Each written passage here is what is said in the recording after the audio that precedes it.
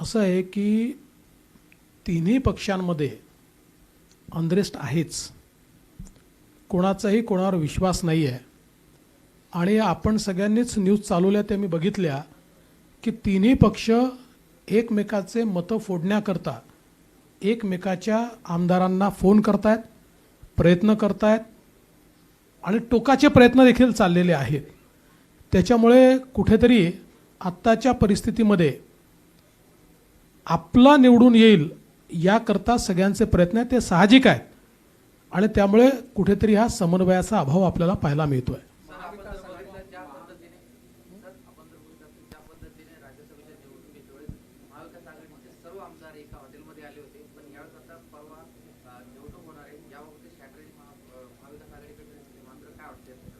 नाही, या संदर्भात आता मी काही बोलायचं कारण नाही आहे. ते त्यांचा प्रश्न आहे. त्यांनी एका हॉटेलमध्ये ठेवावे, 3 हॉटेलमध्ये ठेवावे किंवा घरी ठेवावे, हा त्यांचा प्रश्न आहे.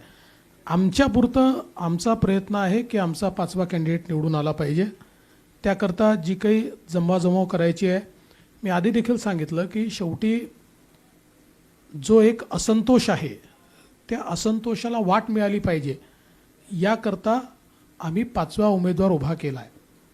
आणि मला असा विश्वास आहे की हा असंतोष आमच्या 5व्या उमेदवाराला निश्चित त्या ठिकाणी विजयी करेल. मी असं बिलकुल म्हणत नाही की ही निवडणूक सोपी आहे, पण एवढंच सांगतो की संभव आहे, असंभव नाही. एका विकास कामाच्या उद्घाटनावरून शिवसेना आणि भाजपचे कार्यकर्ते समोरासमोर आले. भाजपच्या काही कार्यकर्त्यांना मारहाण झाले. आत्ता माझ्याकडे याची माहिती नाही आहे, पण आमच्या कार्यकर्त्यांना मारहाण झाली असेल तर आम्ही सोडणार नाही.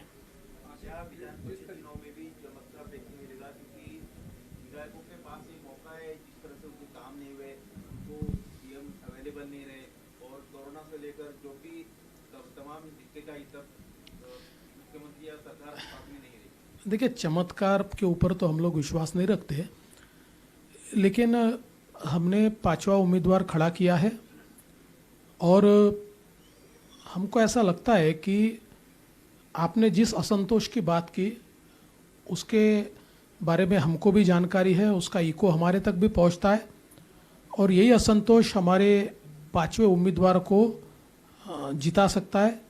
इसलिए मैं आज के मौके पर इतना ही कहूँगा, लड़ाई ये आसान नहीं है लेकिन असंभव भी नहीं है.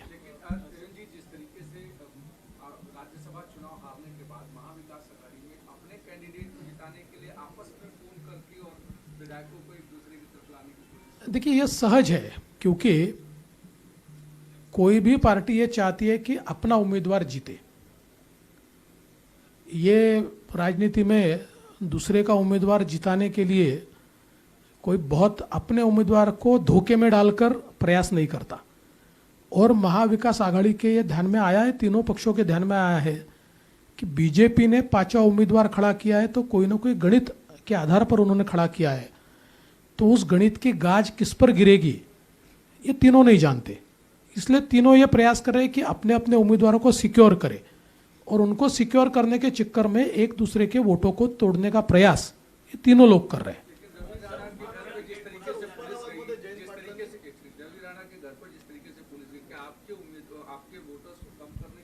देखिए, बिल्कुल साफ दिखाई पड़ता है जिस प्रकार से रवि राणा के घर पर पुलिस भेजी गई, वो डरा धमका कर उनको अरेस्ट कर कर वो वोट नहीं दे पाए, इस प्रकार का प्रयास चल रहा है. तो हम भी उसके लिए तैयार है. देखिए, हमको पता है सरकारी तंत्र का दुरुपयोग करते हुए इस चुनाव को जीतने का पूरा प्रयास ये महाविकास आघाड़ी करेगी.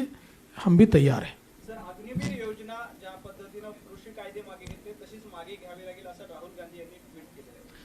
राहुल गांधी खूप ट्विट करत असतात आणि दिवसभरामध्ये ते स्वतःच्या ट्विटला देखील खोटं ठरवतील असे ट्विट्स करत असतात. त्याच्यामुळे त्यांच्या ट्विटवर वगैरे कुठली योजना मागेही होत नाही आणि त्यांच्या ट्विटला फार महत्त्व देण्याचंही कारण नाही.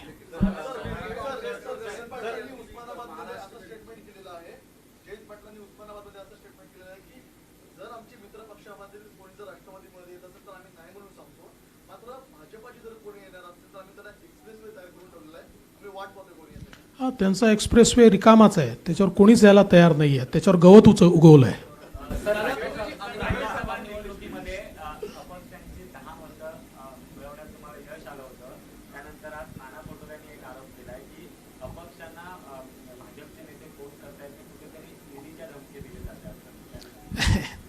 नाना पटोले असं गमतीदार मधून मधून बोलत असतात, ते आपण ऐकून त्याची मजा घ्यायची असते.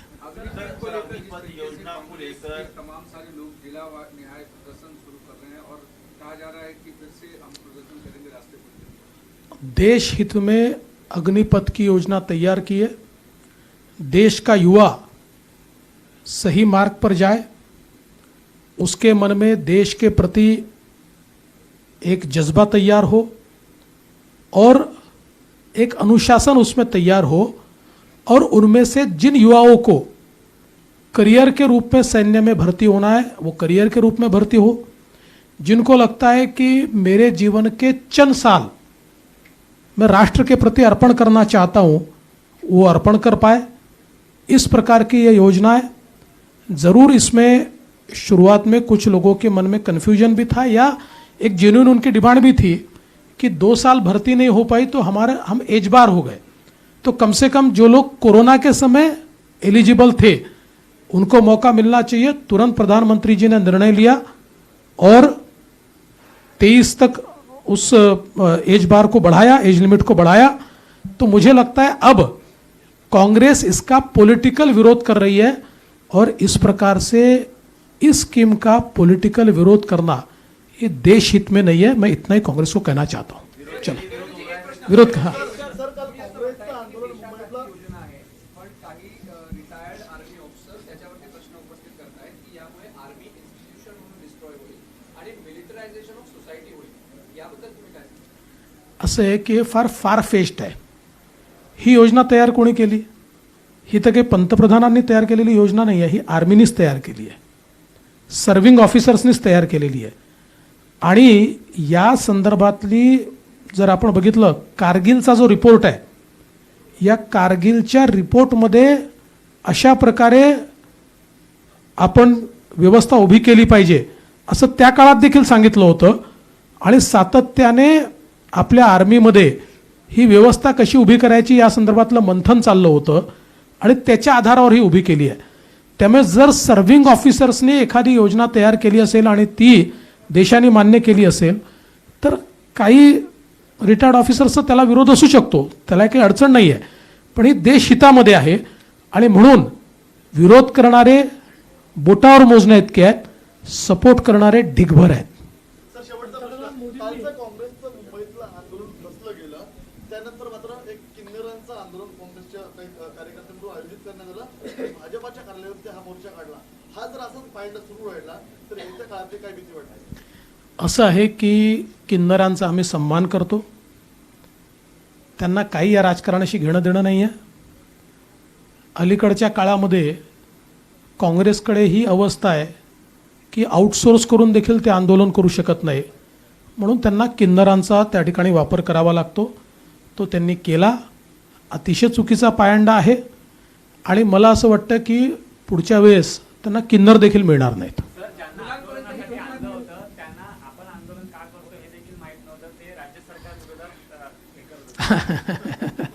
तेच मी आपल्याला सांगितलं की म्हणून तर मी म्हटलं आम्ही त्यांचा सन्मान करतो, कारण त्यांना आउटसोर्स करण्याचा यांनी प्रयत्न केला आणि अक्षरशः तोंडावर पडली काँग्रेस. चला, धन्यवाद.